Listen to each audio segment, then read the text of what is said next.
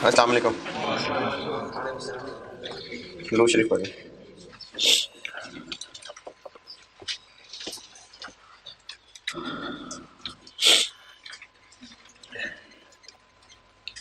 Grade 2 में EPS वो ख़त्म करा दिया आपको, और रेशियोज वाला चैप्टर था ये भी कंप्लीट कर लिया था कल।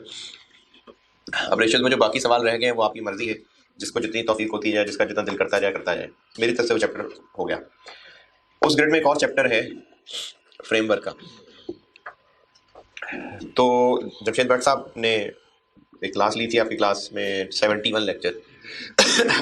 ये आईकेप की बुक के हिसाब से चैप्टर 9 है, जिसमें इन्होंने फ्रेमवर्क का आइडिया दिया और एसेट्स लायबिलिटीज़ क्या होते हैं, और इन्हीं पे आपको चूँकि पढ़ने का शौक बहुत था तो इसी पे पूरी क्लास उन्होंने आपको सिखाया। अब इस चैप्टर में ना दो मजीद चीज़ें हैं, वो फिर मैं बता देता हूँ। 71 बीस लिए कर दिया ये ऑनलाइन वालों के लिए कि मैं आपको वो मजीद चीज़ें बता देता हूँ। अच्छा, एक तो आपने इसमें चैप्टर में याद क्या करना है वो भी बता देता हूँ।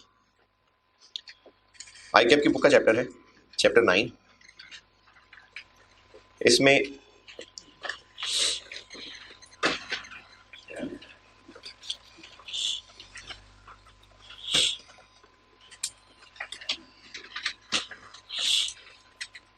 एक तो जो पहला पेज है चैप्टर का कि कॉन्सेप्चुअल फ्रेमवर्क का पर्पस क्या है, उसका उसमें पहला पेज, इनफैक्ट इस चैप्टर 9 का पहला पेज, पर्पस कॉन्सेप्चुअल फ्रेमवर्क का और उसके कंटेंट्स, ये पेज याद करना है। इसके बाद अगले पेज पे एक टेबल मिलेगा आपको फाइनेंशियल स्टेटमेंट्स के elements, assets, liabilities, equity, incomes, expenses. इसका एक पूरा टेबल बना हुआ है कि एसेट क्या होता है, लायबिलिटी क्या होता है, इनकी डेफिनेशन क्या लें। ये डेफिनेशन याद करनी है, ये आपसे एमसीक्यूज में पूछी जा सकती हैं।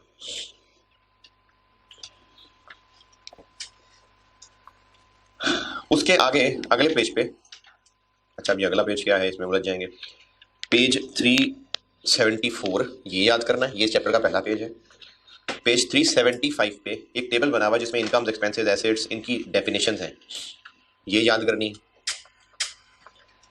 फिर पेज 376 इंफॉर्मेशन का जिक्र है कि फाइनेंशियल स्टेटमेंट्स में इंफॉर्मेशन क्या होती है, और इसमें से आपने करना क्या है, इसमें से करना ये है कि 376 पेज पे,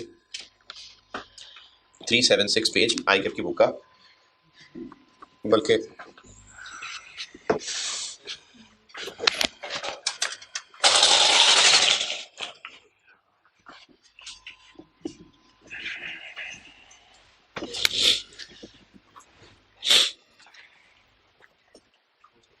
हो गया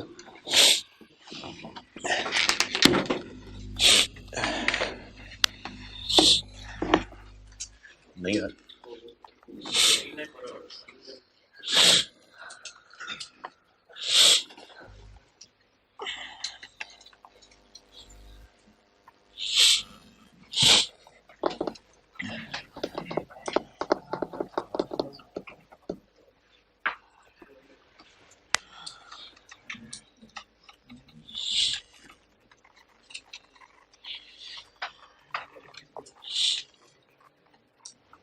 ठीक है। ये चैप्टर 9 है आईकेप की बुक में, कॉन्सेप्चुअल फ्रेमवर्क। एक मैंने आपसे कहा है कि जो पहला पेज है 374 पेज, ये याद करना है कि फ्रेमवर्क का पर्पस क्या है, फ्रेमवर्क के कंटेंट्स क्या हैं, ये आपसे एमसीक्यूज में पूछी जा सकती है बात। फिर मैंने 375 पेज पे आपको इस टेबल की एक्सपेंसेस, एसेट्स, लायबिलिटीज, ये उनकी डेफिनेशन है, ये कहा याद करने का। फिर पेज 376 पे ये ऐसी कहानियां हैं कि इन्फॉर्मेशन क्या होती है, यानी ये वो बातें हैं जो इसमें समझाने वाला कुछ नहीं। जैसे फाइनेंशियल स्टेटमेंट्स के अंदर जो इन्फॉर्मेशन दी जा रही होती है वो रेलेवेंट इन्फॉर्मेशन हो। रेलेवेंट इन्फॉर्मेशन से मुराद ये है कि फाइनेंशियल स्टेटमेंट्स पढ़ने वाले को ये जानना है कि फॉर द ईयर बिजनेस ने सेल्स क्या की, उसको ये नहीं जानना कि ऑफिस टाइमिंग्स क्या थी। उनके डिसीजन के लिए इन्फॉर्मेशन रेलिवेंट नहीं है। तो फाइनेंशियल स्टेटमेंट्स में वो इन्फॉर्मेशन दी जा रही होती है जो डिसीजन मेकर्स के लिए रेलिवेंट है, उनके काम की है, उनको इनकी बेस पे डिसीजंस करने हैं, और जो भी इंफॉर्मेशन दी जा रही है वो सच हो। तो जो इन्फॉर्मेशन दी जाती है उसकी क्वालिटेटिव कैरेक्टरिस्टिक्स ये हैं कि रेलिवेंट हो और सच्ची बात हो। इसमें याद करने वाला कुछ नहीं है, इसमें याद करने वाली कैसे याद करने वाला कुछ नहीं है। और इसी तरह से ये आगे इनकी मजीद करेक्टरिस्टिक्स हैं कि कंपेरेबल हो, फाइनेंशियल इंफॉर्मेशन क्या मतलब कंपेरेबल हो, प्रीवियस ईयर भी साथ दिया हो तो कंपेयर हो सके। वेरीफाइबिलिटी, ऑडिट हो गया तो चलो वेरीफाइड डॉक्यूमेंट्स पूरे मौजूद हैं। टाइमलीनेस, ये ना हो कि 2021 के अकाउंट्स जो हैं वो 2040 में बन रहे हो, जब उनको अकाउंट्स मिले तो कहें हाँ वो जो अब्बा जी बताया करते थे हाँ ये है वो अकाउंट्स असल में। अंडरस्टैंडेबिलिटी, समझ आ रहे हो, ये क्वालिटीज हैं इनकी। और इन्हीं, ये जो मैंने आपको एक वर्ड ही समझा दिया और आपको खुद ही पता है ये भाई यहाँ अंग्रेजी में लिखा हुआ है, तो इसमें याद करने वाला कोई ऐसी बात नहीं है। ये टर्म्स आप एक बार जरूर देख लीजिएगा अगर इसकी तैयारी करना चाहें तो। हाँ, रिकग्निशन, इसमें आप ये चीज याद कर लिए। अच्छा, रिकग्निशन आपको उस दिन भट्ट साहब ने बता दी हुई है, रिकग्निशन ट्रांजेक्शंस की रिकग्निशन, हाँ रिकग्निशन बताइए। और ये यहाँ से ऑनवर्ड है जो मैं आपको बताने लगा हूँ, ये आपको उस दिन उन्होंने नहीं पढ़ाया होगा, यहाँ से ऑनवर्ड मैं बताने लगा हूँ। मेजरमेंट का मतलब होता है कि फिगर्स कैसे कैलकुलेट करनी है। तो मेजरमेंट के लिए मुख्तलिफ वैल्यूज, मेजरमेंट मतलब ट्रांजेक्शंस की, एसेट्स की, एक्सपेंसेस की वैल्यू क्या रखनी है, इसके लिए मुख्तलिफ तरह की वैल्यूज इस्तेमाल होती हैं। अच्छा, ये ना ये जो फ्रेमवर्क के अंदर इन्होंने कहानियां सुनाई है, फ्रेमवर्क का मसाला वैसे समझ लीजिए कि जैसे एक सब्जेक्ट का इंट्रोडक्शन देना हो कि हम इस सब्जेक्ट में ये पढ़ेंगे, कुछ चैप्टर्स में ऐसे सवाल हुआ करेंगे, कुछ में वैसे सवाल हुआ करेंगे, कभी डिटेल टेबल्स बना करेंगे, कभी डिस्क्रिप्टिव क्वेश्चन होंगे, और मैं पढ़ाते हुए इन बातों का ख्याल रखूंगा, आपने ये करना है, यानी शुरू का जो सब होता है। तो ये कॉन्सेप्चुअल फ्रेमवर्क की ऐसी सी बात है कि स्टैंडर्ड्स का एक इंट्रोडक्शन है कि स्टैंडर्ड्स में हम क्या करने लगे हैं। हम स्टैंडर्ड्स में आपको जो एसेट्स लायबिलिटीज की काउंटिंग सिखाने लगे हैं वो असल में ये होने लगा है, वैल्यूज कैसे निकालनी होंगी वो तो स्टैंडर्ड्स पढ़ाएंगे, लेकिन हम आपको वैसे बता देते हैं कि या तो वो हिस्टोरिक कॉस्ट बता रहे हुआ करेंगे स्टैंडर्ड्स, या फेयर वैल्यू बता रहे हुआ करेंगे, या प्रेजेंट वैल्यूज बता रहे हुआ करेंगे। तो कॉन्सेप्चुअल फ्रेमवर्क एक इंट्रोडक्टरी डिस्कशन है कि स्टैंडर्ड्स में क्या होने लगा। अब ये चीज सिलेबस का हिस्सा ही क्यों है तो इसमें तो इस तरह से ना आपसे ये मेजरमेंट बेसिस के बारे में सवाल पूछे जा सकते हैं एमसीक्यूज के स्टैंडर्ड्स या फ्रेमवर्क की नजर में कौन कौन सी मेजरमेंट बेसिस इस्तेमाल होती हैं। जैसे उनमें एक है हिस्टोरिकल कॉस्ट, नाम से लग रहा है कि हम एसेट्स, एक्सपेंसेस, लोन किस अमाउंट पे रिकॉर्ड करते होंगे, जिस पे खरीदा था, लोन जिस पे लिया था, एक्सपेंस जितना खर्च किया था, एसेट जितने का खरीदा था, इसको हिस्टोरिकल कॉस्ट बेसिस कहते हैं। नाम से अंदाजा हो रहा है। फिर हिस्टोरिकल कॉस्ट के अलावा क्या क्या तरीके हो सकते हैं, वो करंट वैल्यूज हैं। जैसे फेयर वैल्यू एक तरीका हो सकता है, ये किसी आईएएस में पढ़ी है? हाँ जी बिल्कुल, IAS 40 फेयर वैल्यू मॉडल। तो ये फ्रेमवर्क बता रहा है कि आप करने जा रहे हैं, इंट्रोडक्शन है ना, तो हम तो पहले कर चुके हैं, तो इसलिए फ्रेमवर्क ये बता रहा है कि स्टैंडर्ड में ये भी होगा। तो कुछ स्टैंडर्ड्स हिस्टोरिकल कॉस्ट को फॉलो कर रहे होंगे, कुछ स्टैंडर्ड कहेंगे फेयर वैल्यू पे कर लो, वैल्यू इन यूज, ये भी हम पढ़ चुके। तो फेयर वैल्यू क्या होती है, मार्केट वैल्यू होती है, वैल्यू इन यूज ये आप पढ़ चुके। करंट कॉस्ट कहते हैं कि जो चीज हमने खरीदी थी, जैसे फर्नीचर है 50,000 रुपए का खरीदा था, ये क्या हो गई, हिस्टोरिकल कॉस्ट। अगर यही फर्नीचर अभी इसी वक्त खरीदने जाएं तो कितने का मिलेगा, इसको करंट कॉस्ट कहते हैं कि अभी इस वक्त इसके क्या रेट चल रहे हैं, अभी अभी नया नहीं, यही जो अभी हमारे पास है इसी तरह का चला हुआ इतना अगर अभी खरीदें तो कितने का मिलेगा, इसको करंट कॉस्ट या रिप्लेसमेंट कॉस्ट कहते हैं। तो ये historical cost, fair value, current cost, ये मतलब है इनके। करंट कॉस्ट को रिप्लेसमेंट कॉस्ट भी कहते हैं। करंट कॉस्ट दोबारा सुन लें कि जो चीज हमने खरीदी है अगर अभी इसी तरह का एसेट अभी के अभी खरीदें तो कितने का मिलेगा, ये करंट कॉस्ट है। बस ये मेजरमेंट बेसिस है, ये जबानी हो गया बहुत है जी। मार्केट में वैल्यू किस बात पे, मार्केट फेयर वैल्यू होती है अभी जाके बेचेंगे तो कितने का मिलेगा, करंट कॉस्ट ये है कि अभी खरीदेंगे तो कितने का मिलेगा।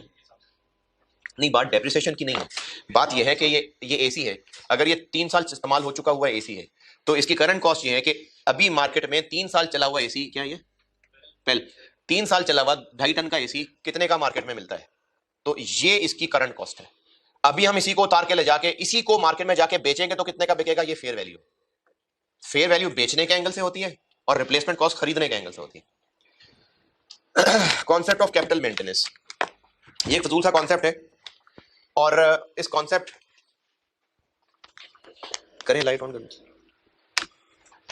इस कैपिटल मेंटेनेंस कॉन्सेप्ट पे आपसे न्यूमेरिकल सवाल भी टेस्ट हो सकता है और एमसीक्यूज भी हो सकते हैं। इसका कॉन्सेप्ट समझ लीजिए, कैपिटल मेंटेनेंस क्या चीज है।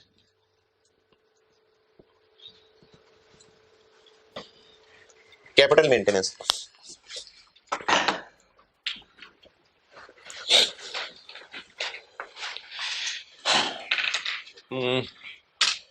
अकाउंटिंग क्वेश्चन आपने बचपन में पढ़ी है कहीं,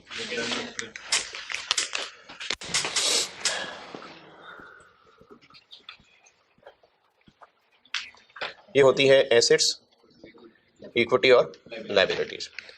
या इसको कह लें कि इक्विटी इज इक्वल टू। इसी तरह से शायद अकाउंटिंग इक्वेशन ही के सवालों में, अकाउंटिंग इक्वेशन को सवाल भी किया इंट्रो वो इंट्रो नहीं, शायद आपने कोई अकाउंटिंग इक्वेशन ही के सवालों में शायद इस तरह की कोई चीज पढ़ी हो।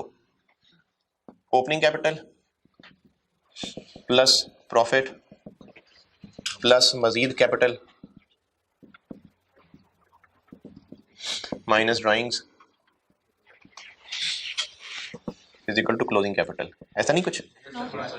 अच्छा चलें, बैलेंस शीट में तो ये काम कर ही रहे होते हैं कि साल के शुरू में क्या कैपिटल था, प्लस अगर मजीद इन्वेस्ट किया, माइनस अगर कुछ डिस्ट्रीब्यूशन हो गई तो।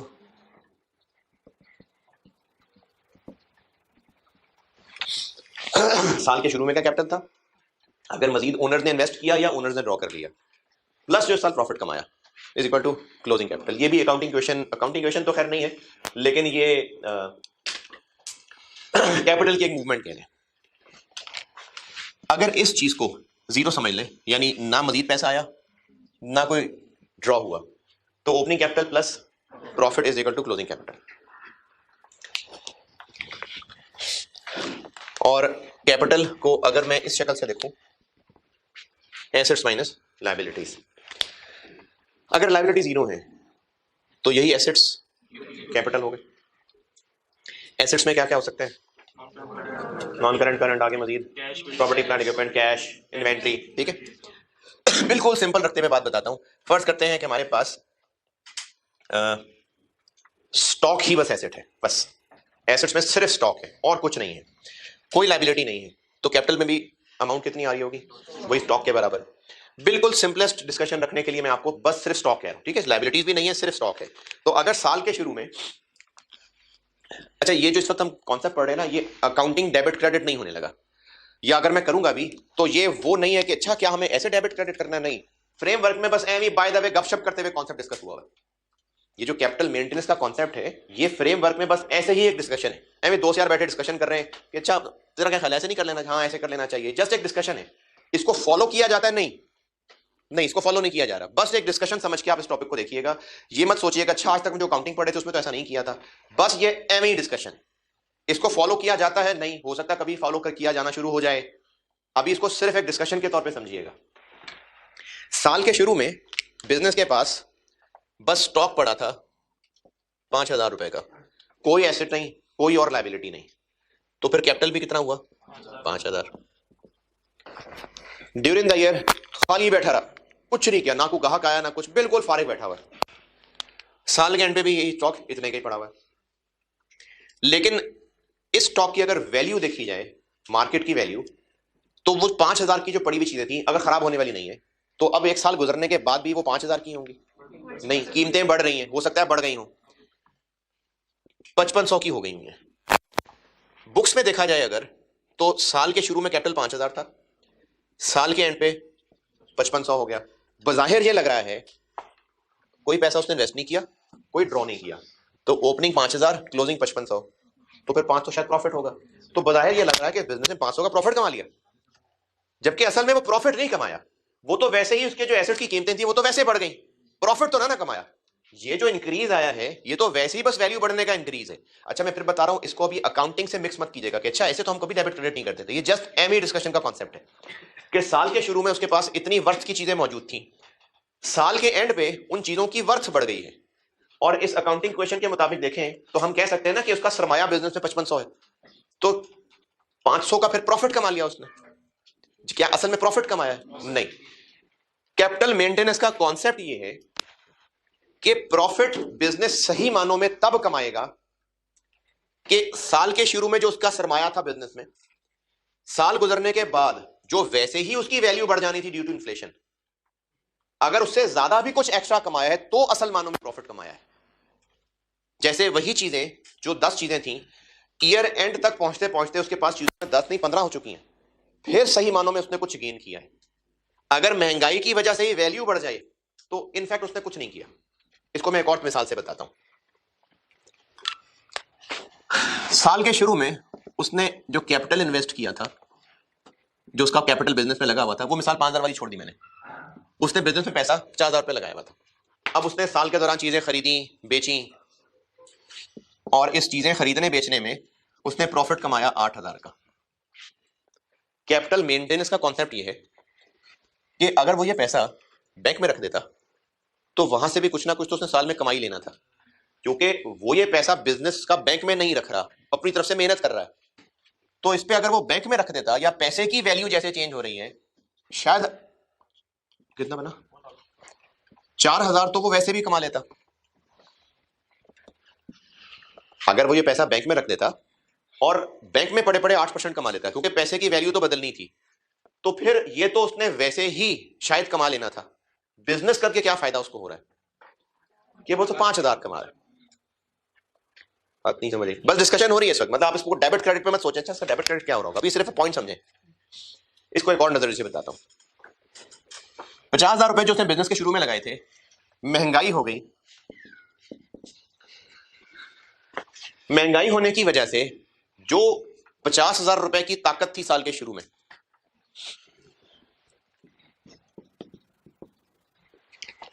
50,000 शुरू में इन्वेस्टेड था, 9,000 रुपए प्रॉफिट कमाया। साल के एंड पे इसका क्लोजिंग कैपिटल कितना है? अब मैं आपको एक तीसरा पर्सपेक्टिव बता रहा हूं। एक मैंने आपको बात यहां पर की थी कि बड़ी बड़ी चीजें महंगी हो गई तो प्रॉफिट तो ना कमाया। एक मैंने बात यहां पर की है कि अगर वो वैसे बैंक में पैसे रखता तो भी तो 4,000 कमाई लेता, तो असल में तो वो सिर्फ 5,000 कमा रहा है। अब एक और तीसरा पर्सपेक्टिव, ये मैं आपको सिर्फ बस चाह रहा हूं किसी तरह एक कॉन्सेप्ट कन्वे कर रहा हूं। अब एक तीसरा पर्सपेक्टिव बता रहा हूं कि 50,000 कैपिटल शुरू में था, 9,000 रुपए प्रॉफिट कमाया, सेल्स परचेज वगैरह, तो साल के एंड पे फिर क्लोजिंग कैपिटल 59 हुआ।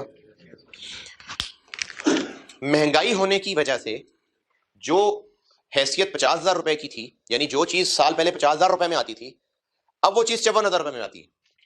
जो चीज साल पहले 50,000 में मिल जाती थी, अब महंगाई की वजह से अब वो चीज 54,000 में मिलती है।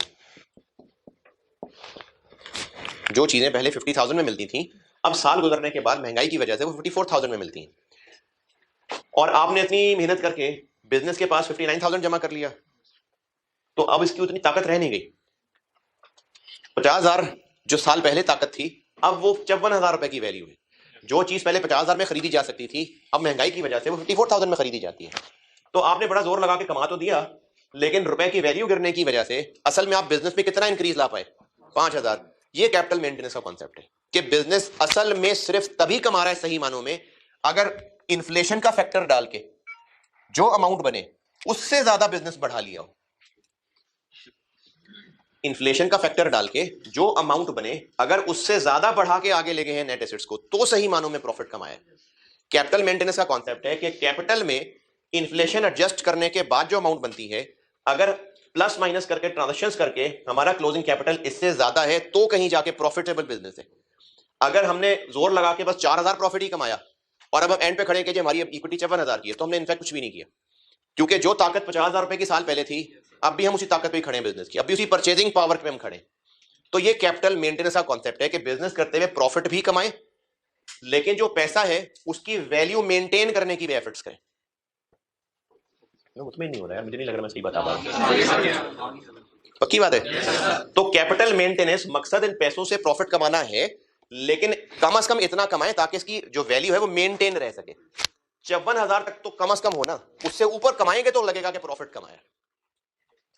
अब इसमें कुछ कैलकुलेशंस और कुछ एंट्रीज ये बताता हूं।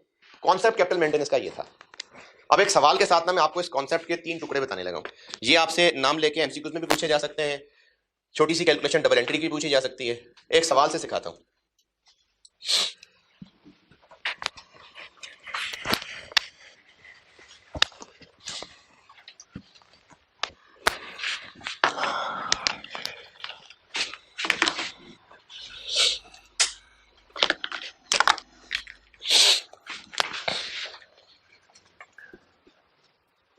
एक एग्जांपल से मैं आपको कैपिटल मेंटेनेंस का न्यूमेरिकल पोर्शन बताने लगा हूं।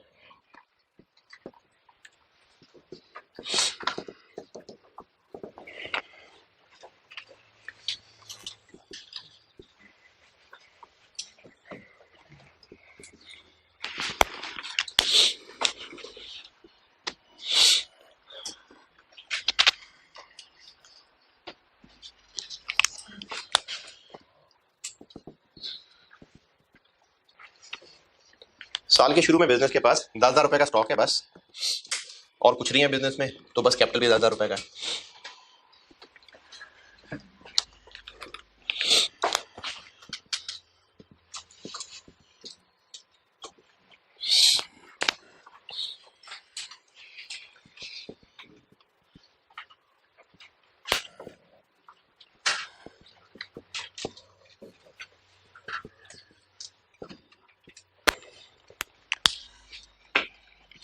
ड्यूरिंग द ईयर ये सारी चीजें 19,000 रुपए की बेच दी।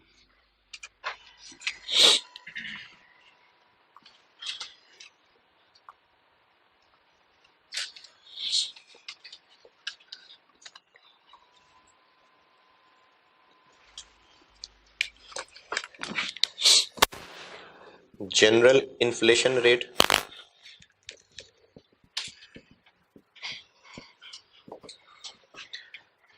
8% है, और इन गुड्स का इन्फ्लेशन रेट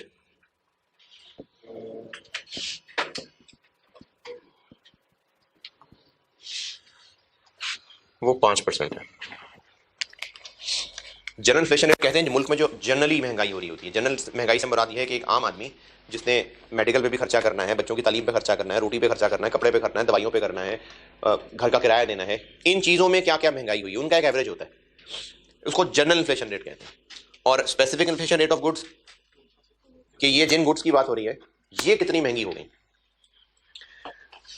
रिक्वायर्ड है मुझसे, और इसी के सोल्यूशन को करके समझाता हूं।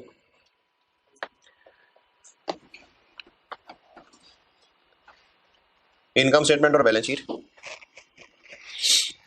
इस साल की इनकम स्टेटमेंट और बैलेंस शीट 2021 की इनकम स्टेटमेंट और बैलेंस शीट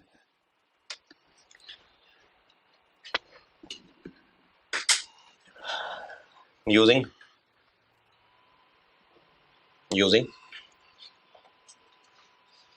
सिनेरियो ए यानी पार्ट ए,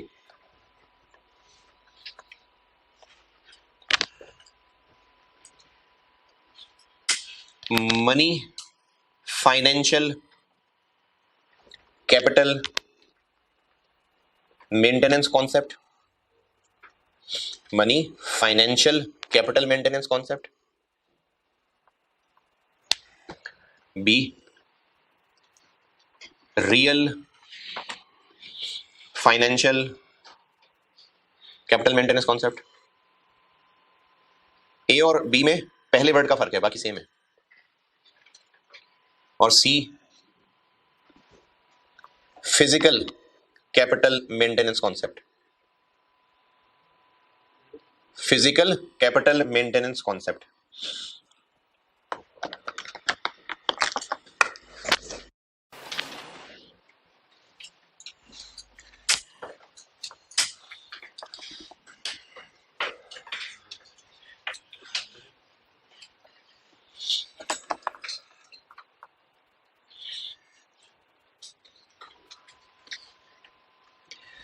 चलिए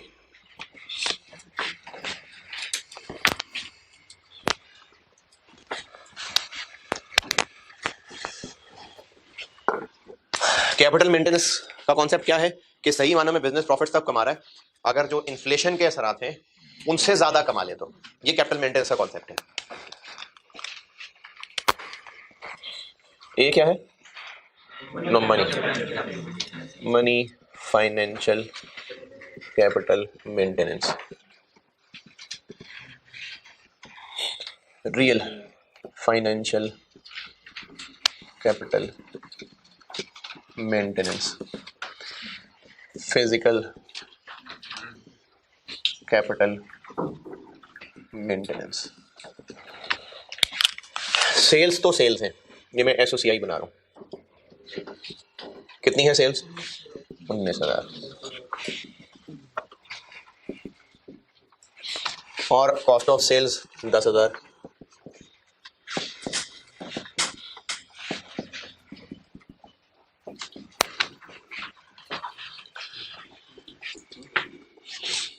money financial capital maintenance concept ये है कि जो पैसे के ऊपर वैल्यू नजर आ रही है, मतलब जो नंबर्स पैसे के मुताबिक हैं, बस वही जो फिगर्स प्रॉफिट बताएंगी वो प्रॉफिट है। इन अदर वर्ड्स कोई इन्फ्लेशन एडजस्टमेंट नहीं। मनी फाइनेंशियल कैपिटल का कॉन्सेप्ट ये है कि जो 1000 रुपए है उसके ऊपर क्या लिखा हुआ है, तो बस वो 1000 रुपए, साल का पुराना नोट भी है, नया नोट भी है, उसमें 1000 रुपए लिखा है ना, बस वो 1000 रुपए, ये उसकी मनी वैल्यू जो ऊपर लिखी हुई है। यानी इसके मुताबिक जैसी पहले अकाउंटिंग होती है वही है, असल में अकाउंटिंग ये है। रियल फाइनेंशियल कैपिटल मेंटेनेंस ये है कि असल में अब वो 1000 नहीं रहा, असल में अब उसकी कीमत कम हो गई है, असल में वो 1000 रुपए कमजोर हो गया है। तो जो चीज पहले 1000 रुपए की मिला करती थी अब वो शायद 1100 की मिलेगी, पैसे उसकी वर्थ बदल गई है, महंगाई हो गई है।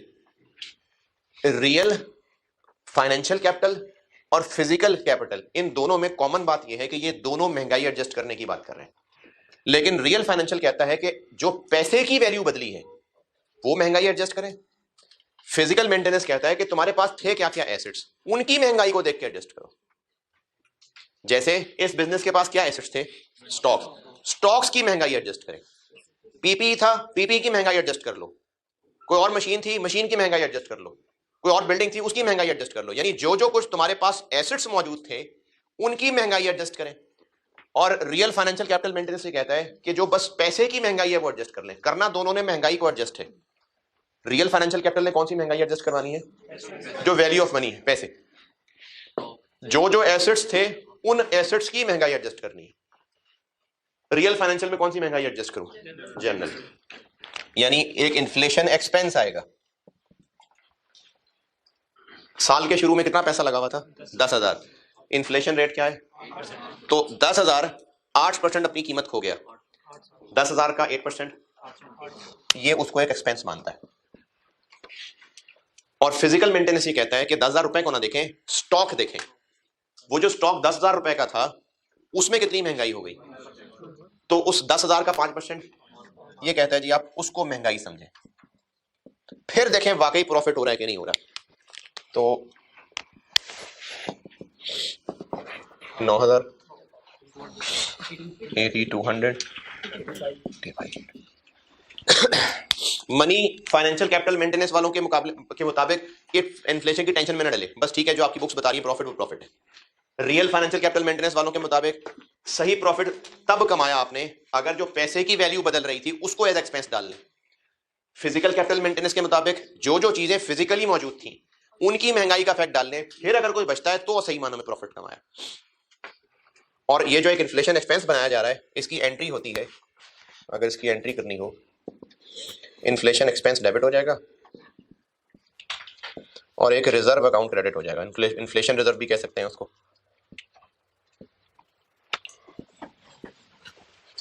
या अगर वो वाली एंट्री है तो इन्फ्लेशन एक्सपेंस डेबिट हो जाएगा और एक रिजर्व क्रेडिट हो जाएगा।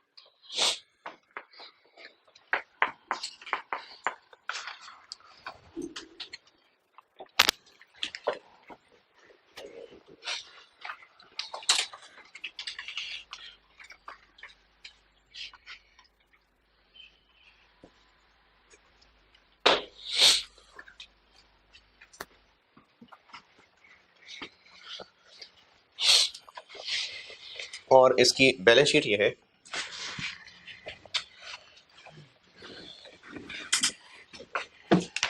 इसी से आगे चल रहा हूं। बैलेंस शीट ये है कि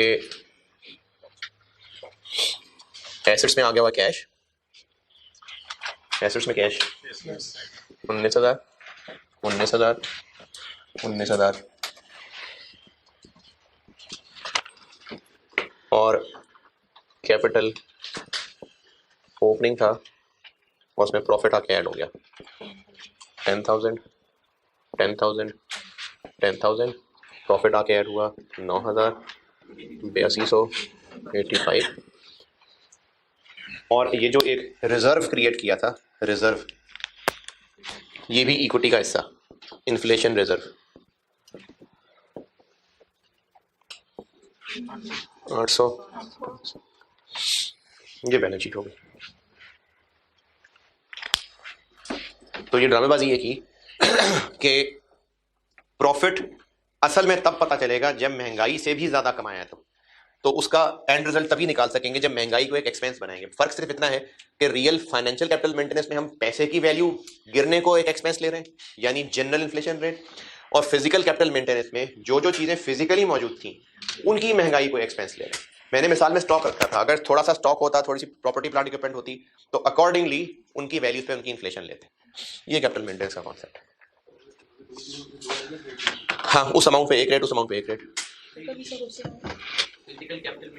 हाँ जी ये जब इंडिविजुअली जब प्राइस राइज करेगी जी जी, तो ये तो इनडायरेक्टली तो ये उस इफेक्ट की वजह से तो वही होगा आपके इन्फ्लेशन आ रही नहीं आप दोबारा बताएं। कहने का मतलब है कि जब फिजिकल कैपिटल में केस जब कोई एसेट होगा आपके पास उसकी प्राइस राइज करेगी तो वो इसकी वजह से तो मतलब कर रही होगी ना, इससे रिलेटेड नहीं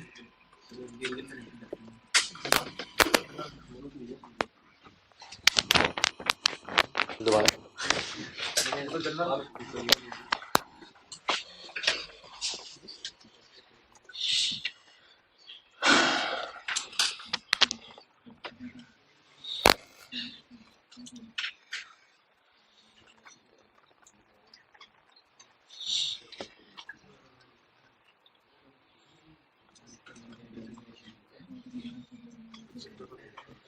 अच्छा, अब कर खड़काते हैं बहुत सारे एमसीक्यूज।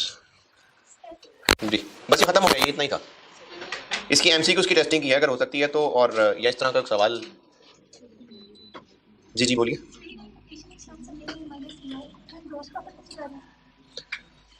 नहीं, ग्रॉस प्रॉफिट में से नहीं कर रहे, बाकी एक्सपेंस एंड पे आके कर रहे हैं, बिल्कुल यानी बाकी एक्सपेंसेस में बिल्कुल एंड पे आके कर रहे हैं। ओसीआई नहीं है ये ओसीआई नहीं है, ये एक एक्सपेंस माना जा रहा है। नहीं, लेकिन ये प्रॉफिट की कैलकुलेशन निकालने के लिए, मतलब इसको प्रॉफिट से ऊपर ही रखना है। ये डिस्कशन ही प्रॉफिट की है कि बिजनेस से सही माने में प्रॉफिट तब कमाए अगर महंगाई का जो असर आना था उससे भी ज्यादा कमा लिया, तो ये प्रॉफिट की कैलकुलेशन में ही इसको इस्तेमाल करना है। जी जी जी जी। नहीं, अगर फिजिकल मेंटेनेंस का सवाल होगा तो फिर देगा स्पेसिफिक इन्फ्लेशन। फिजिकल मेंटेनेंस का तो कॉन्सेप्ट ही यहां से शुरू होता है। फिजिकल मेंटेनेंस है कि आपके पास फिजिकली क्या अवेलेबल था, प्रोडक्टिव कैपेसिटी क्या थी आपकी, एसेट्स क्या थे, उनमें क्या महंगाई हो रही है उसका इफेक्ट लेना है। और फाइनेंशियल कैपिटल है कि पैसे की वैल्यू में क्या महंगाई का असर आ रहा है उसका इफेक्ट लेना है। तो अगर इसने इसकी कैलकुलेशन या इस तरह की कोई बात पूछी, अगर पूछ ली, तो फिर इसका डाटा स्पेसिफिक रेट डेफिनेटली दिया होगा। अच्छा जी, चलिए एमसीक्यू देखते हैं।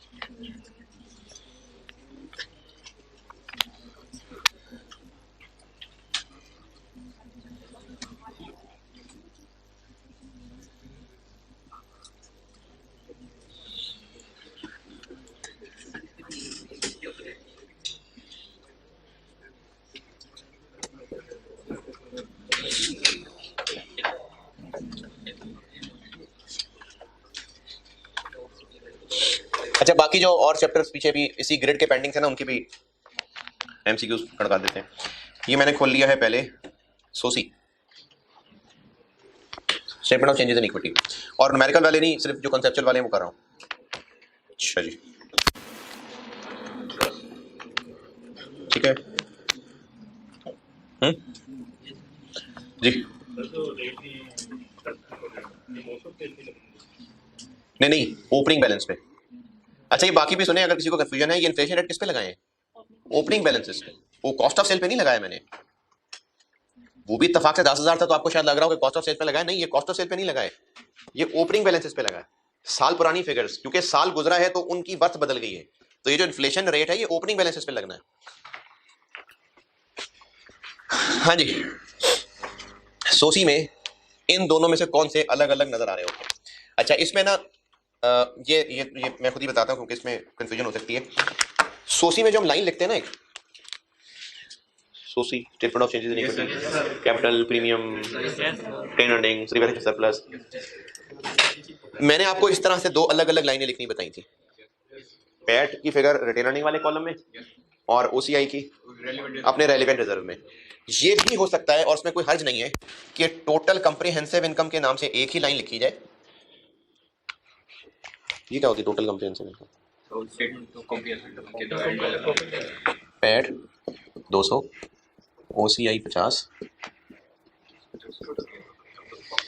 ये होती है टोटल कंप्रिहेंसिव इनकम। तो सोसी में इस तरह भी प्रेजेंट हो सकता है कि टोटल कंप्रिहेंसिव इनकम की ही एक लाइन हो जिसके सामने 200 किस कॉलम में आ रहा हो, रिटेन अर्निंग वाले कॉलम में, और 50 अपने रेलेवेंट इनकम। यानी इन दोनों को एक लाइन की शक्ल में भी लिखा जा सकता है, ये जरूरी नहीं है कि दो लाइनें अलग अलग लिखी जाए। इस एमसीक्यू का मतलब यह है कि सोसी में इनमें से हम क्या दो चीजें अलग अलग पहचान सकते हैं। तो प्रॉफिट फॉर द ईयर और अदर कंप्रिहेंसिव इनकम हो सकता है पहचान सकते हैं, हो सकता है ना पहचान सकते हैं। Transaction with owners, non owner changes in equity. Transaction with owners का मतलब है कि जो ओनर्स को पैसे देना लेना, शेयर इशू करना, शेयर इशू ना करना, ये है ट्रांजैक्शन विद ओनर्स। और नॉन ओनर्स जो इनके अलावा है, सरप्लस से रिटेन अर्निंग को ट्रांसफर।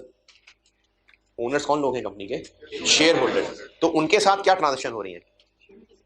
डिविडेंड दे रहे होंगे या शेयर इशू कर रहे होंगे, यही दो उनके साथ होने वाली ट्रांजैक्शंस हैं। तो सोसी में सिर्फ ये दो ही चीजें आ रही होती हैं, शेयर इशू करना और डिविडेंड देना? नहीं, profit for the year retain earnings में आ रहा होता है, सरप्लस ट्रांसफर रिटेन अर्निंग्स में जा रहा होता है, सरप्लस से निकल रहा होता है, सरप्लस रिटेन अर्निंग्स से जनरल रिजर्व को ट्रांसफर, रिटेन अर्निंग से निकल के जनरल रिजर्व में जा रहा। तो ये कोई ट्रांजैक्शन विद ओनर्स नहीं है। तो इस एमसीक्यू का ये जवाब, ओनर्स के साथ ट्रांजैक्शंस और नॉन ओनर ट्रांजैक्शंस, ये पता चल जाएंगी सोसी में। जब सोसी में सारी ट्रांजैक्शन लिखी होंगी तो ये अलग अलग नजर आता होगा कि कौन सी ओनर्स के साथ होने वाली ट्रांजैक्शंस हैं और कौन सी नॉन ओनर्स। ये एमसीक्यू ऐसे ही, इसको ऐसे ही याद करना है, क्योंकि जिसने सवाल बनाया होगा उसने ये सोचकर बनाया था। तो हमारा तो मकसद है कि आईकेट में लिखे हुए एमसीक्यूज को याद कर लें, क्योंकि सेम रिपीट हो जाते होते हैं। दूसरा जी, इनमें से कौन सा ओनर के साथ ट्रांजैक्शन नहीं है? शेयर कैपिटल ओनर के साथ ट्रांजैक्शंस को बता रहा होता है। हाँ जी।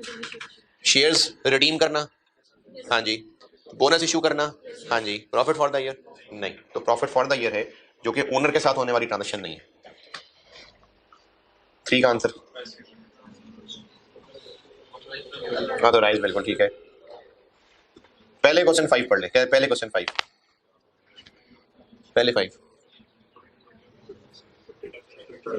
सब्सक्राइब। अब 4 पढ़े, इशू। असल में पाकिस्तान में इसका लीगल प्रोसीजर क्या है वो तो मुझे नहीं पता। हो सकता है पहले वो उनको शेयर, क्योंकि ये जो नाम है ऑथराइज, इशूड, सब्सक्राइब, पाकिस्तान में पहले पैसे पकड़ो फिर शेयर इशू करो, ये पाकिस्तानी रूल के मुताबिक है। तो पाकिस्तान में पेड अप, सब्सक्राइब, इशूड ये बराबर होते हैं।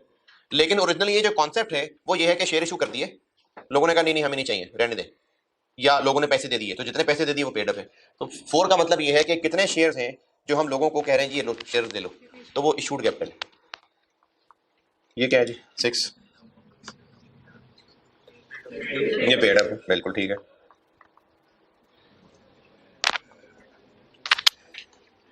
इनमें से क्या है जो हम लायबिलिटी लेते होते हैं? Redeemable preference shares. अच्छा, इसमें कुछ एमसीक्यूज मैं आपको अभी इसलिए करा रहा हूं क्योंकि इसमें कुछ एमसीक्यूज हैं जो IAS 33 में सीखा था ना, वो नॉलेज काम आ रहा है। नंबर 8, रिटेन अर्निंग्स में डेबिट बैलेंस आ रहा है, यानी नेगेटिव बैलेंस आ रहा है, क्या वजह हो सकती है?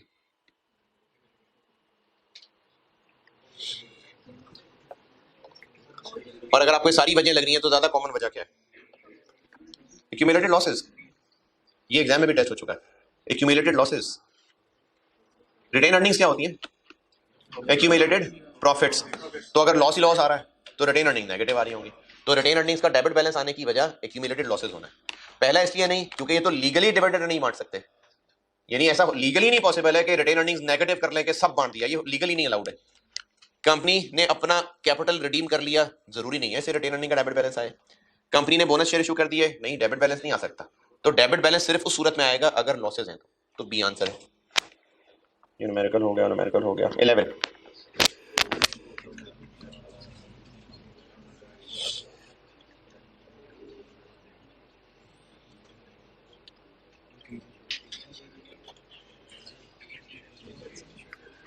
राइट इशू होता है तो शेयर कैपिटल बढ़ता है और शेयर प्रीमियम कम हो जाता है, नहीं शेयर प्रीमियम भी बढ़ता है।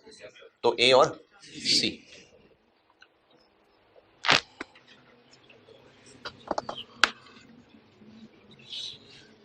बोनस शेयर इशू होता है। अच्छा, बोनस शेयर आपको एक तो मैंने कहा था बोनस डिविडेंड है, उसके अलावा भी हो सकते हैं। तो उसके अलावा जब होंगे तो किसी ना किसी रिजर्व से हो रहे होंगे, तो वो फलाना रिजर्व डेबिट हो रहा होगा। मैंने शायद इसकी एग्जांपल में भी शेयर प्रीमियम ही लिखा था। तो अगर बोनस शेयर इशू हो रहे हैं और किसी रिजर्व में से इशू हो रहे हैं तो एंट्री क्या होगी? जिस रिजर्व से हो रहे हैं वो रिजर्व डेबिट और शेयर कैपिटल क्रेडिट। तो बताएं, प्रीमियम कम हो जाएगा और शेयर इशू हो रहे हैं तो शेयर कैपिटल बढ़ जाएगा। तो ए और बी। हाँ, ये चीज आपके लिए नई है। जब शेयर्स इशू होते हैं ना तो उस पर ट्रांजेक्शन कॉस्ट इनकर हो सकती है। ट्रांजेक्शन कॉस्ट से मुराद ये है कि शेयर इशू किए तो हो सकता है कोई ब्रोकर को कमीशन देनी पड़े, हो सकता है स्टॉक मार्केट में कोई फीस पे करनी पड़े। ये ट्रांजेक्शन कॉस्ट हैं, इनको एक्सपेंस नहीं बनाया जाता। ये एक्सपेंस नहीं है, इनको शेयर प्रीमियम को चार्ज किया जाता है। ट्रांजेक्शन कॉस्ट इनकर होती हैं खर्चे शेयर इशू करने पे, तो ये कोई एक्सपेंस नहीं है बिजनेस का। इनकी अकाउंटिंग होती है कि इनको शेयर प्रीमियम में डाल दें। और अगर ना हो तो ये आपको 13 और 14 क्वेश्चन दोनों पढ़ के आइडिया हो जाएगा। 13,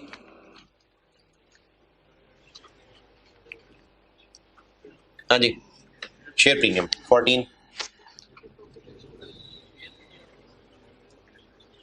एक्सपेंस नहीं होता ये।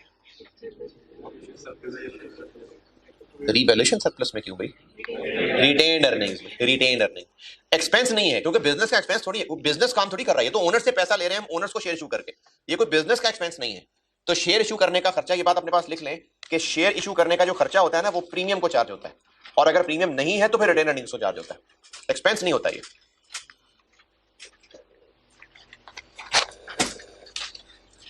अच्छा, जो लोग सोए हुए थे, ये कैपिटल मेंटेनेंस नहीं चल रहा, वो खत्म हो गया चैप्टर। मैंने तो जो 2-3 चैप्टर्स के पेंडिंग एमसीक्यूज थे तो उनमें से सोर्स ही खोला है पहले। शेयर इशू करने पे जो खर्चा आता है ये बिजनेस का एक्सपेंस नहीं है, ये शेयर प्रीमियम को चार्ज होगा, और अगर शेयर प्रीमियम में बैलेंस नहीं है तो फिर रिटेन अर्निंग्स को चार्ज होगा।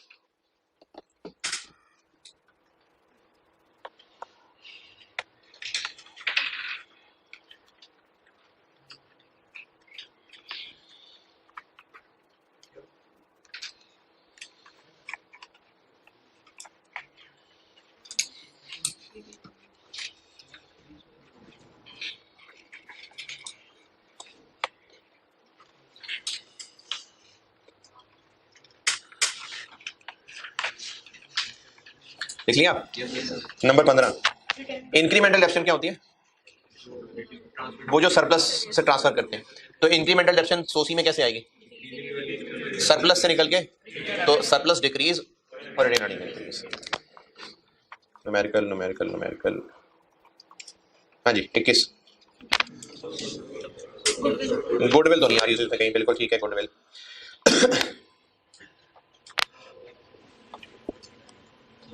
Which of the following statements is likely to be true? वो कंपनी जो प्रॉफिट्स कमाती है, प्रॉफिट्स, उनके लिए इनमें से कौन सी बात सही है? ऑपरेटिंग प्रॉफिट क्या होता है? PBIT. PBIT PBIT net profit से कम है? नहीं, नेट प्रॉफिट सबसे कम होता है आगे। नेट प्रॉफिट जीपी से ज्यादा है? नहीं। रिटेन प्रॉफिट्स यानी retain earnings at year end equity से ज्यादा है? तो इक्विटी का एक हिस्सा होता है। रिटेन अर्निंग्स ईयर एंड वाली, वैसे तो बचता यही है, लेकिन रिटेन अर्निंग्स जो ईयर एंड वाली है वो रिटेन अर्निंग्स ईयर स्टार्ट वाले से ज्यादा है। तो हाँ, तो ये answer.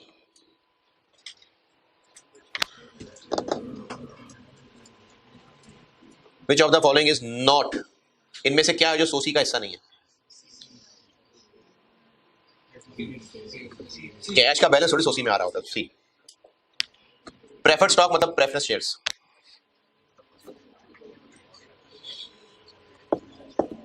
Which of the following statement is not true? B, इनको वोटिंग राइट्स नहीं होते। इनका एक डिविडेंड फिक्स्ड होगा? हाँ बिल्कुल होगा। जब भी इनको पैसे मिलेंगे तो कंपनी बंद होगी, लिक्विडेशन, तो इनको ओनर से पहले मौका मिलेगा? बिल्कुल है। डिविडेंड बांटने होंगे तो पहले इनको डिविडेंड मिलेगा? बिल्कुल है, तभी इनको प्रेफरेंस शेयर्स कहते हैं। वोटिंग राइट्स नहीं होते इनके। तो B. Redeemable preference shares liability है। अनपेड डिविडेंड प्रेफरेंस शेयर्स अगले साल पे करेंगे, ये कौन से प्रेफरेंस शेयर्स होंगे? Cumulative preference shares. Non cumulative क्या होते हैं? जिस साल डिविडेंड नहीं दिया बस बात खत्म। डिविडेंड सोसी में क्या होता है? रिटेन अर्निंग्स में से कम हो जाती। बी। 28। अच्छा ये ना एक नहीं बल्कि नहीं, इससे अगला सही है, 28 शेयर्स इशू किए हैं तो शेयर कैपिटल का बैलेंस बढ़ जाएगा ए।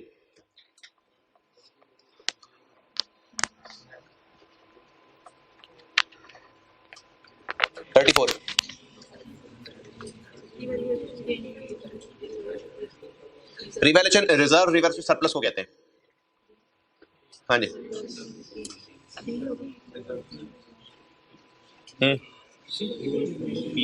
क्यों सी? सी बोला किसी ने, क्यों सी?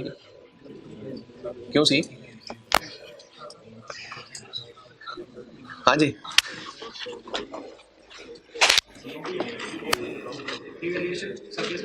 हाँ हाँ तो नहीं तो सी है क्या डी है?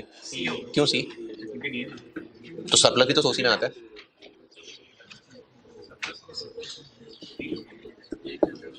हाँ जी, सवाल दोबारा पढ़े। है नहीं नहीं, रिवैल्यूएशन रिजर्व रिवैल्यूएशन सरप्लस को कहते हैं। रिवैल्यूएशन रिजर्व रिवैल्यूएशन सरप्लस को कहते हैं। Which of the following would be an entry? C. Revaluation surplus तो एक बैलेंस चीज है, एंट्री गेन की हो रही है। हम सोसी में सरप्लस वाले कॉलम में गेन लिख रहे हैं, would be an entry in SOCIE. SOCIE में एंटर तो हम गेन कर रहे हैं, वो तो एंड वाला बैलेंस है जिसको हम सरप्लस कह रहे हैं। वह बकवास सवाल है लेकिन 12 लाख सवाल है जी, वजह बता रहा हूं। वुड बी एन एंट्री, जैसे मैं यही सवाल चेंज करता हूं। What would be an entry in SOCIE? Profit for the year या retain earnings? Profit for the year. Retain earnings तो रिटेन का बैलेंस है, एंट्री तो प्रॉफिट फॉर द ईयर है, तो एंट्री रिवैल्यूएशन गेन है। ये भी रिपीट, एक्चुअली ये पास पेपर का है, ये पास पेपर का है। हाँ जी, सी एक्यूमुलेटेड लॉस, बिल्कुल ठीक है। चलें, ये हो गया सोसी है जी। नहीं काफी नहीं है, अभी तो 3 चैप्टर से करने यार। पहले आप लेट आए, आज क्लास लेट शुरू किए करने। कब के बैठे? नहीं तो क्यों आए 12 बजे आप? अच्छा जी, उसके बाद क्या पढ़ा था? I-33। बस ऐसे ही जल्दी जल्दी आप कर लेंगे, मुझे पता आप कर लेंगे।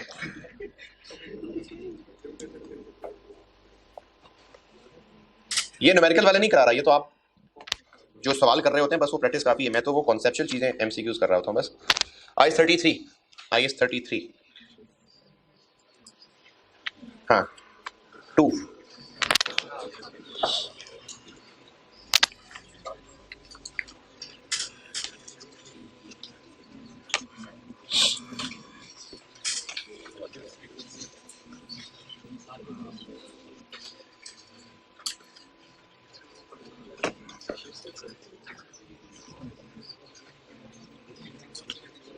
सवाल ये है कि पिछले साल की EPS 6 थी, ओरिजिनल EPS 6 थी। अब 2002 में इनमें से क्या ऐसा करें जिससे जब 2001 की रीस्टेट हो तो वो 6 से ज्यादा हो जाए। बोनस इशू करने से कम हो जाती है क्योंकि नंबर ऑफ शेयर्स बढ़ रहे होते हैं। राइट इशू में भी और शेयर स्प्लिट में भी शेयर्स बढ़ रहे होते हैं। कंसोलिडेशन में क्या होगा? कम हो रहे होंगे, तो उससे रीसेटेड अर्निंग बढ़ेगी।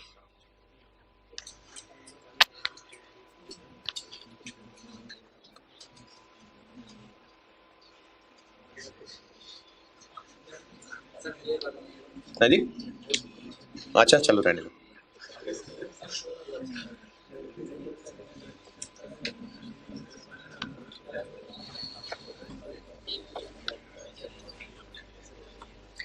अच्छा चले, मैं आपसे आसान अल्फाज में पूछता हूँ। कुछ एनालिस्ट का ख्याल है कि EPS अगर हम मुख्तलिफ ईयर्स की कंपेयर करें, 2020 में EPS 4 रुपये पर शेयर थी, 2021 में EPS 4.5 पर शेयर हो गई, 2022 में EPS 5.5 पर शेयर हो गई। तो वो कह रहे हैं जी कि मैं क्यों पढ़ूंगा,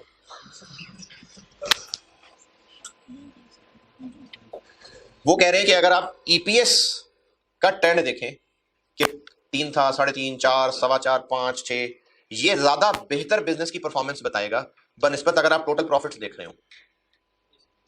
यानी पैट 2020 में इतना था, पैट 2021 में इतना था, पैट 2022 में इतना था। इसके ट्रेंड से आपको ज्यादा बेहतर पता चलेगा कि बिजनेस कैसा परफॉर्म कर रहा है अगर आप ईपीएस देखेंगे। अब वो ऐसा क्यों कह रहे हैं, इनमें से कौन सी वजह होगी जिसकी वजह से उनको ये ख्याल आया?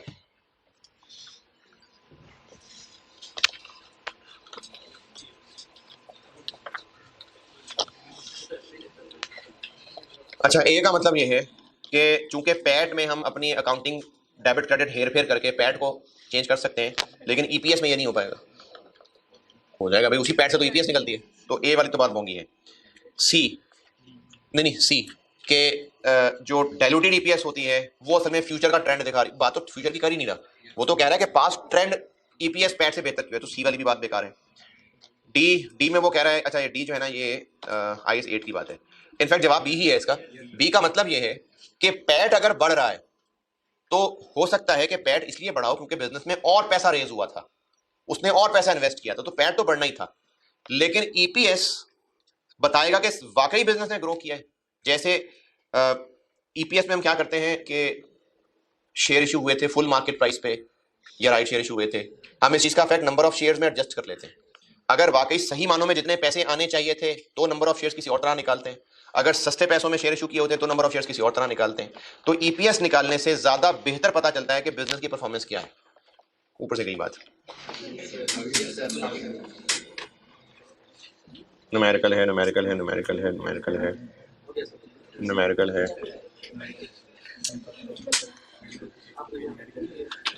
11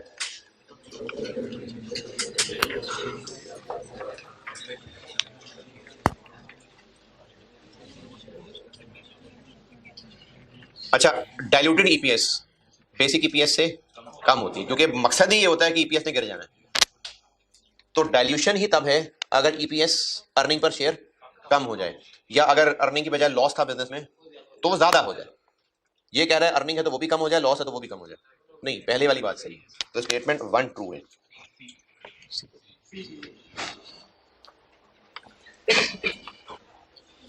अच्छा हाँ, इसके डिस्क्लोजर में याद रख लें बात, IAS 33 के डिस्क्लोजर जो फार्मूला है ना, न्यूमरेटर डिनोमिनेटर, ये दोनों बताने होते हैं कि हमने किसको न्यूमरेटर बनाया था और किसको डिनोमिनेटर बताया था। IAS 33 के डिस्क्लोजर रिक्वायर करते हैं कि आप दुनिया वालों को बताएं कि ईपीएस कैसे निकाली है, किसको कैसे डिवाइड किया हुआ है, न्यूमरेटर भी बताएं, डिनोमिनेटर भी बताएं। ये IAS 33 के डिस्क्लोजर से। अब देखो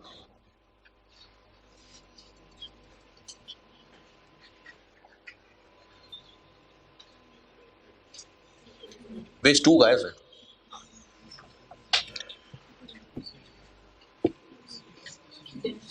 सी और डी, डिनोमिनेटर न्यूमरेटर।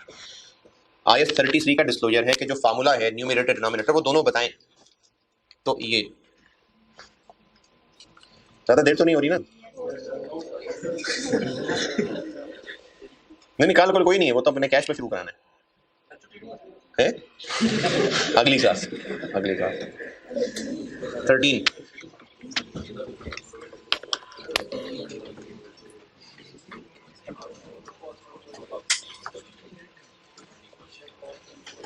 वन ये है कि अगर लॉस आ रहा है तो रहने देना, तो लन्ना बताए दुनिया वालों को, छुपा ले। वो कह रहा है जी 2 लिखा हुआ है कि डिसकंटिन्यूड के लिए अलग से बताएं, तो 2 सही है 1 गलत, तो स्टेटमेंट 2 ठीक है।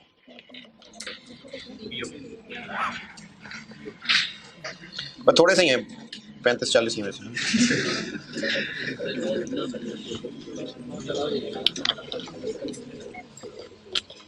चला जिससे जाना चला जाए।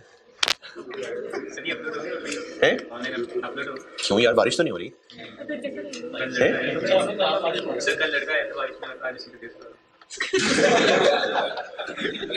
कोई बात नहीं यार, कोई बात नहीं, वैसे भी तो छुट्टी कर ही लेते हैं हम लोग, अब हर रोज ही कोई ना कोई छुट्टी कर रहा होता होगा, तो इतने में तो एमसीक्यूज हो जाने थे। ये 14 देखें,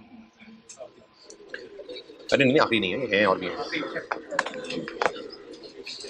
सवाल ये है कि अगर फुल मार्केट प्राइस पे शेयर इशू करें और बोनस इशू भी करें, फुल मार्केट प्राइस पे इशू करें यानी राइट इशू नहीं, फुल मार्केट प्राइस पे इशू करें एंड बोनस इशू भी करें, तो क्या होगा?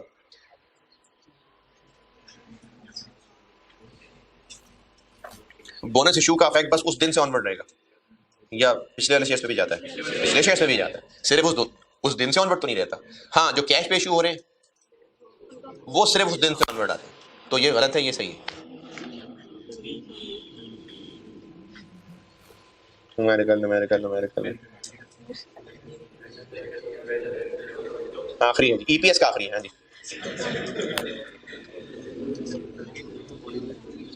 अच्छा ये ना एक इंतहाई बकवास एमसीक्यू है। सिर्फ इसको इसलिए रख लें कि हो सकता है ये वाला सेम कॉपी हो जाए। मैं आपको बताऊं कितना बकवास एमसीक्यू है।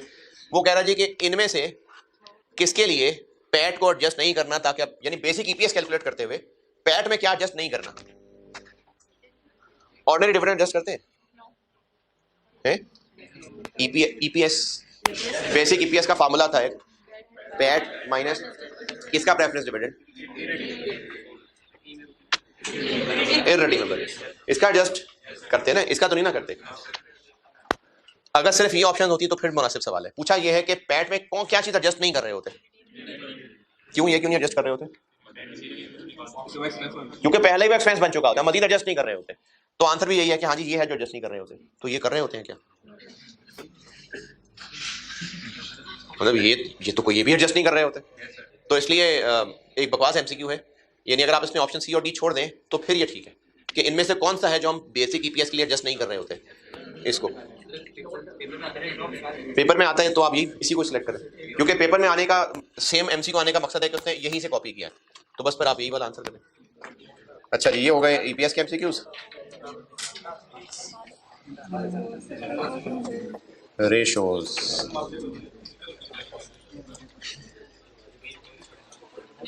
अभी इसके बाद बस एक और है जो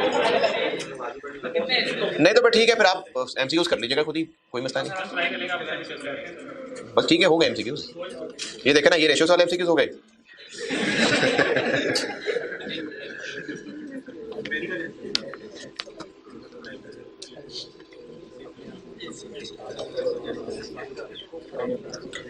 डी एसिड टेस्ट रेशो, इनमें से क्या क्या इंक्लूडेड होता है?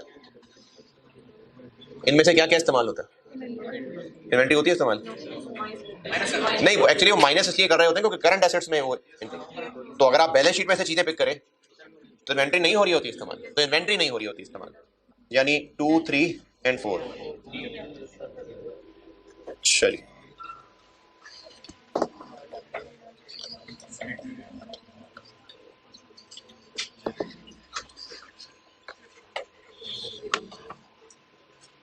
इस तरह के एमसीक्यूज हैंडल करने के लिए आपको तरीका बताया था कि वैल्यूज अज्यूम करें,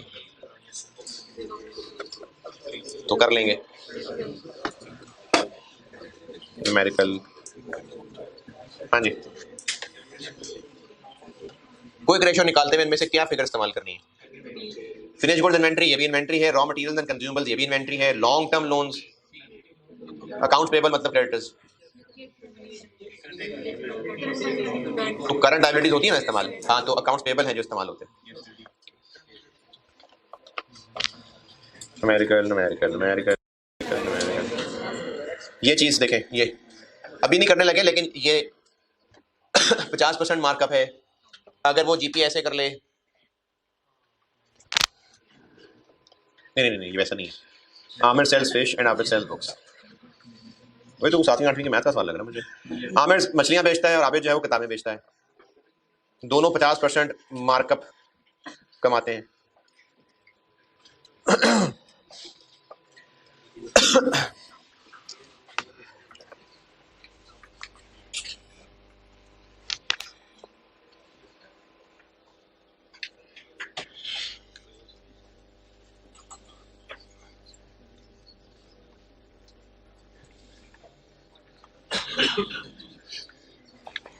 सवाल ये अजीब सा लग रहा है।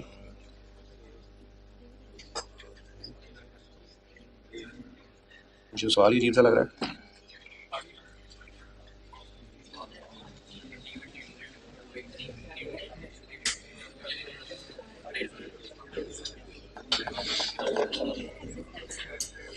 अच्छा, ठीक है।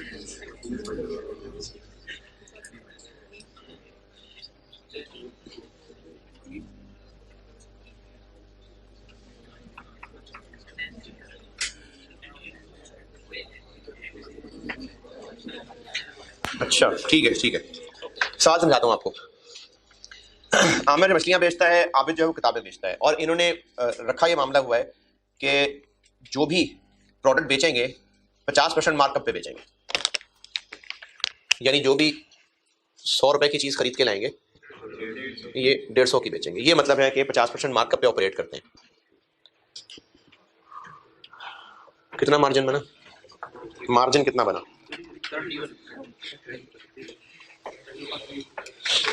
30। अगर वो ये काम करते हैं कि जो चीज भी बेचेंगे जितने की वो खरीदी थी 50% मार्कअप पे बेचेंगे, यानी इतना मार्जिन, तो आबिद तो इतने का बेच पा रहा है, लेकिन आमिर का जीपी कम है, यानी आमिर की इनकम स्टेटमेंट में sales, cost of sales, GP, जब जीपी रेशियो निकाली जाती तो वो कम है। तो इसकी रीजन क्या हो सकती है? किताबें जितनी उसने खरीदी अगर उतनी सब बेच दी और जो बेची 50% मार्कअप पे बेची, तो हाँ उसका जीपी भी इतना आएगा। लेकिन आमिर मछलियां बेच रहा है और मछलियां खराब भी होती होंगी, तो वो जो बेच रहा है वो हाँ ठीक है वो महंगी बेच रहा है, लेकिन जो खराब हो रही है वो तो उसके स्टॉक से निकल रही है ना।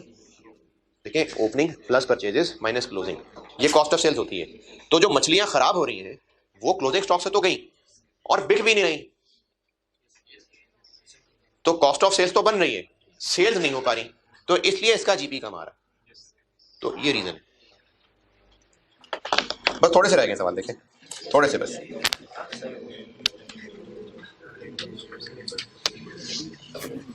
नंबर 8, इस तरह के सवालों को ना मैं ये रिकमेंड करता हूं कि आप वैल्यूज लें। वो कह रहा है जी करंट रेशियो अभी तो 2:1 है, यानी 200 करंट एसेट्स 100 करंट लायबिलिटीज, इनमें से क्या ऐसा होगा कि रेशियो कम हो जाएगी? तो जबानी सोच लिया तो ठीक है, नहीं तो वैल्यूज लेके सॉल्व किया करेंगे तो आंसर निकल आया करेगा। वैसे ये जबानी भी सोचा जा सकता है, लेकिन आप जबानी पे मत रहिए।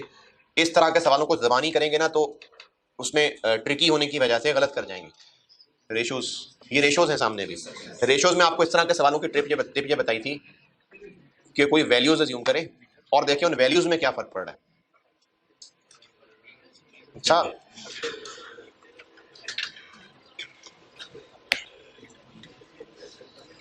अगले का इंतजार कर रहे हैं कि कर रहे हैं इसको?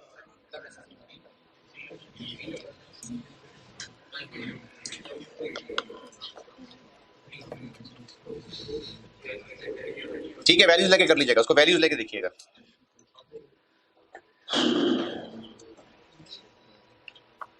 चले बस ठीक है, ये ऐसी अगली क्लास में पढ़ानी है। रेशोज हैं जी, अब तो पता नहीं रह गया ऊपर। रेशोज भी और ये जो कैपिटल मेंटेनेंस है, अगर आप थोड़ी जहमत ये कर लें कि इन दोनों के एमसीक्यूज अपने तौर पे देख लें तो हो जाएंगे आपसे। ठीक है, मैं अगली क्लास से फिर इंशाल्लाह कैश फ्लो स्टार्ट कराऊंगा। चले ठीक है, अल्लाह हाफिज़।